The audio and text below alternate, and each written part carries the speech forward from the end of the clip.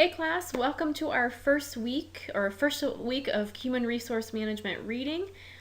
This week is going to be your first lecture. It's a really brief overview to help you delve into the course materials and provide some complementary lecture to segue into you reading the course materials for the week. So with this said, again, don't forget that our course is organized by week. So if you notice on the very top of our Moodle course shell, it has week 1, week 2, and it goes all the way through week 10. So make sure you familiarize yourself with the course content. It often starts with a lecture. Some weeks you have that voice from an HR professional, not each week.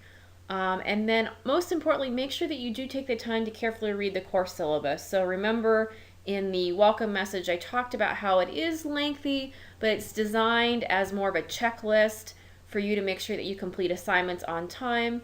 But also, if you have any questions, it lays out the expectations for each assignment.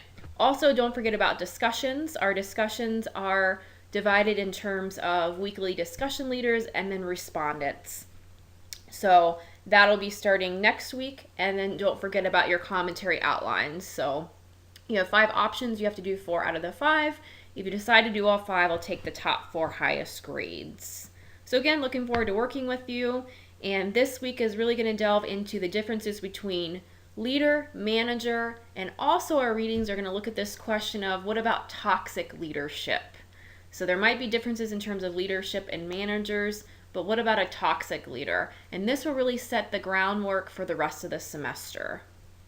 So what I'd like to focus on for our first week of class, our first 10-week class, is what's the link between leadership and human resource management. So human resource management is often defined as, or also called, public personnel management, public personnel administration, but they're all used interchangeably.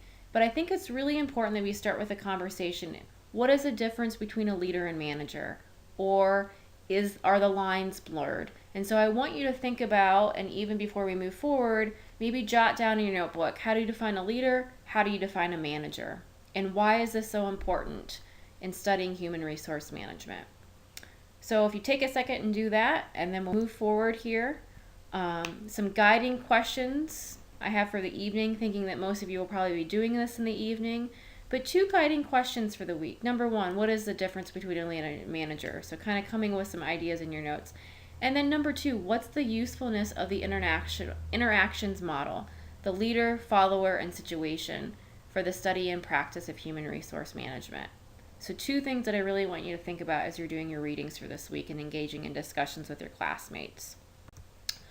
So the first thing, here's a list of the role of leader and managers, but oftentimes with a human resource manager, you're trying to decipher between those 2.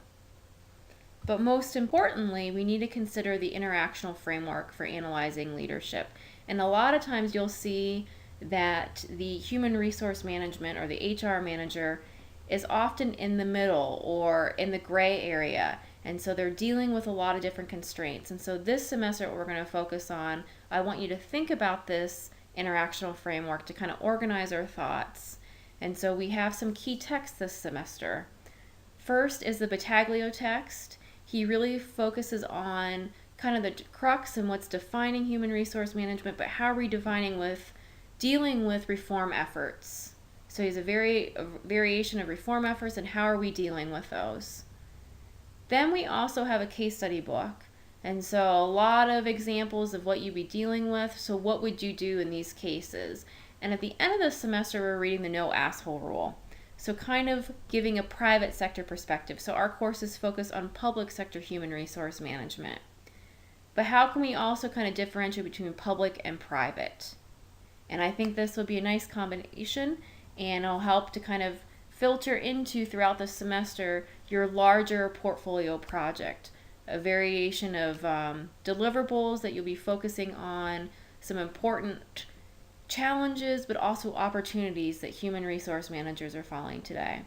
So this in a nutshell is what we're going to tackle this week, the dynamics between leader, manager, and in the interactions framework.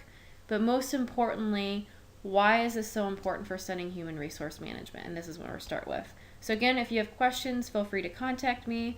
and I look forward to working with each of you.